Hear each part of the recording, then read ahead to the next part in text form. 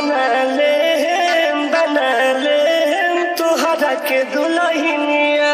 अच्छा दिन रात काम करेला मोटर खोले हम करेला बाबू सोना कही कही के हमके बदनाम करेला।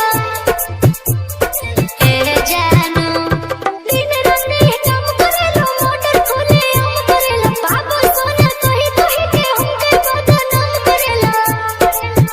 तोहरे चलते भइल बने पगलिनिया बुझला। रानी हो हम बना ले तुहरा के दुल्हनिया।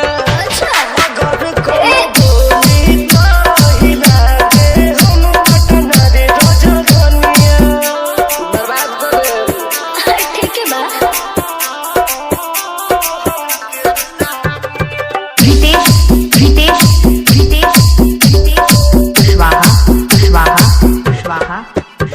तू हुकुम करो यार जान करू तौने हम कह दे हम बोली कौनो लफंगा तो यार काट के गर्दन धो दे हो। सचो जी